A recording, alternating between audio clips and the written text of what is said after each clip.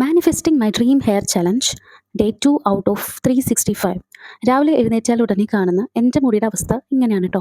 So നമ്മൾ ഇന്നലെ night hair care ഒക്കെ ചെയ്തതിന് ശേഷം മുടി മുകളിലേക്ക് ഒരു മെസ്സി ബൺ ഹെയർ സ്റ്റൈൽ കിട്ടിയിരുന്നു. അപ്പോൾ രാവിലെ ഈ ഒരു ലുക്കിലാണ് കിട്ടുക. അങ്ങനെ കിട്ടി വയ്ക്കുമ്പോൾ രാവിലെ എണീക്കുമ്പോൾ നമുക്കൊരു ഫ്രഷ്നെസ് ഫീൽ കിട്ടും കേട്ടോ. മുടിക്ക് ഭയങ്കര തിക്നെസ് ഒക്കെ കൂടിയതുപോലെ. പിന്നെ അതിനുശേഷം നമ്മുടെ ബോഡി നന്നായിട്ടൊന്ന് ഹൈഡ്രേറ്റ് ചെയ്യുക. അതിനായിട്ട് ധാരാളം വെള്ളം കുടിക്കുക. വെള്ളം എന്ന് പറയുന്നത് നമ്മുടെ ബോഡിക്കും ഹെയറിനും സ്കിന്നിനും എല്ലാത്തിനും ആവശ്യമായിട്ടുള്ള ഒരു ഇമ്പോർട്ടൻറ്റ് തിങ് ആണ്. So don't skip that. ഇന്ന് ഞാൻ ഹെയർ ഓയിലിംഗ് ചെയ്യുന്ന ദിവസമാണ്. സോ ഞാൻ എടുത്തത് സമ്പൂർണ്ണയുടെ കോക്കനട്ട് ഓയിലാണ്. നിങ്ങൾ യൂസ് ചെയ്യുന്ന ഏത് ഹെയർ ഓയിലായാലും മതി. അപ്പോൾ അത് നമ്മൾ ഡബിൾ ബോയിലിംഗ് മെത്തേഡ് വഴി ഹീറ്റ് ചെയ്യുന്നുണ്ട്. സോ അതിൻ്റെ വീഡിയോ ഞാൻ എടുക്കാനായിട്ട് എനിക്ക് പറ്റിയിട്ടുണ്ടായിരുന്നില്ല കേട്ടോ. സോ അതിൽ ചെറിയൊരു ക്ലിപ്പ് മാത്രമേ ആടാക്കിയിട്ടുള്ളൂ. സോ നിങ്ങൾക്ക് ഡബിൾ ബോയിലിംഗ് മെത്തേഡ് എങ്ങനെയാണ് അറിയാത്തവർ താഴെ കമൻറ്റ് ചെയ്താൽ മതി. ഞാൻ പ്രത്യേകം സെപ്പറേറ്റ്ലി വീഡിയോ ചെയ്യാം. ഓക്കെ. സോ അതിന് പകരം അതായത് നമ്മുടെ ഹെയർ ഓയിലിന് പകരം നമുക്ക് കാസ്റ്റർ ഓയിലോ അതും കൂടി വേണമെങ്കിൽ ഇതിൽ ആഡ് ചെയ്യാം. സോ ചിലർക്ക് കാസ്റ്റർ ഓയിൽ മിക്സ് ചെയ്യാനായിട്ടായിരിക്കും ഇഷ്ടം. കാര്യം അത് തിക്നെസ് കൂടുതലാണ്. മാത്രമല്ല ഇത് ഹെയർ ഗ്രോത്തിന് നന്നായിട്ട് സഹായിക്കും. സോ ഞാൻ നേരത്തെയൊക്കെ ഹെയർ ഓയിലിൻ്റെ കൂടെ തന്നെ നമ്മുടെ കാസ്റ്റർ ഓയിൽ ആവണക്കെണ്ണ അത് രണ്ടും മിക്സ് ആക്കാറുണ്ടായിരുന്നു. സോ ഇപ്പോൾ എൻ്റെ കയ്യിൽ കാസ്റ്റർ ഓയിൽ ഇല്ല. അതുമല്ല എൻ്റെ ഓയിലി സ്കാൽപ്പാണ്. ഓയിലി സ്കാൽപ്പുകാർ കാസ്റ്റർ ഓയിൽ അങ്ങനെ എപ്പോഴും യൂസ് ചെയ്യണമെന്നൊന്നും ഞാൻ പറയില്ല. പക്ഷേ യൂസ് ചെയ്താലും നല്ലതാണ് കേട്ടോ. ഉണ്ടെങ്കിൽ നിങ്ങൾ ഉറപ്പായിട്ട് യൂസ് ചെയ്തോളൂ, കുഴപ്പമൊന്നുമില്ല.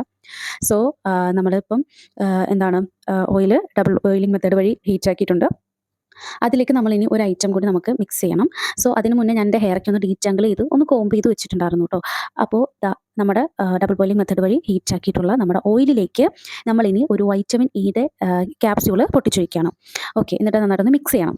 വൈറ്റമിൻ ഇ സ്കാൽപ്പിന് നറിഷ്മെൻറ്റ് നൽകാനും ഡ്രൈനെസ് റെഡ്യൂസ് ചെയ്യാനും ഹെയർ ഷൈനർ ആക്കാനും സഹായിക്കും. പക്ഷേ എല്ലാവർക്കും സെയിം റിസൾട്ട് ആവണമെന്നില്ല. ഡ്രൈ സ്കാൽപ്പ് ഉള്ളവർ വീക്കിലി ഒരു 2 to 3 ടൈംസ് ഓയിലിംഗ് ഹെൽപ്ഫുൾ ആയിരിക്കും.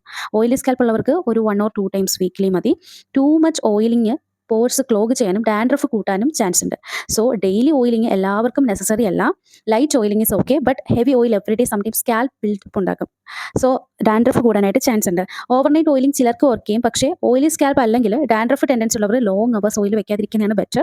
But anyway I will suggest night നിങ്ങൾക്കൊരു കിടക്കുന്നതിന് ഒരു 20 minutes മുന്നേ ആയിട്ട് ഹെയറിൽ ഓയിൽ വെക്കാം. അത് even for dry scalp and for oily scalp persons. എന്നിട്ട് മോർണിംഗ് എഴുന്നേറ്റ് കഴുകി കളയാം.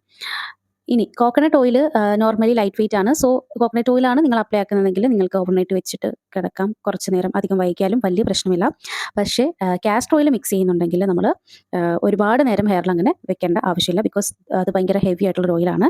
സോ ഓപ്പൺ പോഴ്സ് ഒക്കെ ക്ലോഗ്ഡ് ആയിട്ട് ഹെയറിൽ കുഞ്ഞു കുഞ്ഞു കുരുക്കളും ഡാൻഡ്രഫും ഇച്ചിനെസ്സും ഒക്കെ കൂടാനായിട്ട് കാരണമാകും. അതുകൊണ്ടാണ് ഡെയിലി നമ്മൾ ഓയിൽ യൂസ് ചെയ്യില്ലെന്നും പറയുന്നത്. ഇനി വൈറ്റമിൻ ഇ ക്യാപ്സ്യൂൾ യൂസ് ചെയ്യുമ്പോൾ നമ്മൾ ഒരുപാട് എണ്ണം എടുക്കണ്ട. 1 or 2 മാക്സിമം 2 നമ്മുടെ ഹെയറിൻ്റെ ലെങ്ത്തും ഇതും എഫിഷ്യൻസിക്ക് അനുസരിച്ചാണ് നിങ്ങൾ എടുക്കാനായിട്ട്. ഞാനിപ്പം ഒരേ ഒരു വൈറ്റമിൻ ഇ ക്യാപ്സ്യൂൾ മാത്രമേ എടുക്കുന്നുള്ളൂ. നിങ്ങളും സ്റ്റാർട്ടിങ്ങിൽ അങ്ങനെ ചെയ്താൽ മതി.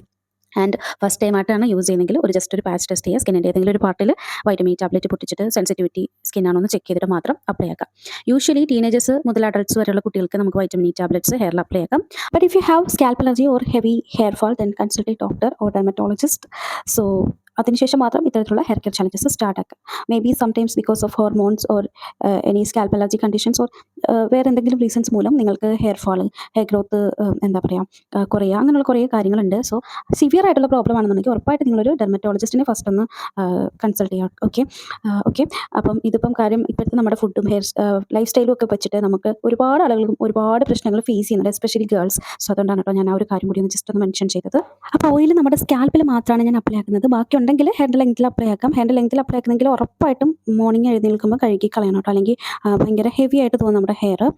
അതിനുശേഷം ഞാൻ ഇതുപോലൊരു സ്കാൽപ്പ് മസാജർ വെച്ചിട്ട് നന്നായിട്ടൊരു ജെൻറ്റൽ മസാജ് കൊടുക്കുന്നുണ്ട്. അതുപോലെ തന്നെ ബാക്ക് കോമ്പിങ്ങും ചെയ്യുന്നുണ്ട് കേട്ടോ. നമ്മൾ ബാക്ക് കോമ്പിങ് ചെയ്യുമ്പോൾ നമ്മുടെ സ്കാൽപ്പ് എല്ലായിടത്തും ആ ഒരു ഓയിൽ സ്പ്രെഡായി എത്തുകയും അതുപോലെ ഹെയറിന് നല്ലൊരു സ്റ്റിമുലേഷൻ കിട്ടുകയും ചെയ്യും. അത് ഹെയർ ഗ്രോത്ത് ഈസി ആക്കാനായിട്ട് സഹായിക്കും. ഹെയർ ഫാൾ റെഡ്യൂസ് ചെയ്യാനായിട്ടും സഹായിക്കും. ആദ്യത്തെ ഒരു 2-3 വീക്ക് നമുക്ക് ബാക്ക് കോമ്പിങ് ചെയ്യുമ്പോൾ അയ്യോ നല്ല ഹെയർ ഫാൾ എന്നൊക്കെ തോന്നും. പക്ഷേ അതിന് ശേഷം മാറും കേട്ടോ. ഞാൻ എൻ്റെ ഒരു അനുഭവത്തിൽ നിന്ന് പറയാൻ കേട്ടോ. നമ്മൾ കൺസിസ്റ്റൻ്റ് ആയിട്ട് നമ്മൾ ഹെയർ ഗ്രോത്തിന് വേണ്ടിയിട്ട് നമ്മൾ കെയർ ചെയ്യാന്നുണ്ടെങ്കിൽ, നമ്മുടെ ഹെയർ കെയർ പ്രോപ്പറായിട്ട് ചെയ്യാന്നുണ്ടെങ്കിൽ നമുക്ക് ഉറപ്പായിട്ട് ഒരു റിസൾട്ട് കിട്ടും. സ്ലോ പ്രോഗ്രസ് ആണെങ്കിലും consistency matters here. Day 2 done. Healthy hair journey starts with small habits. By.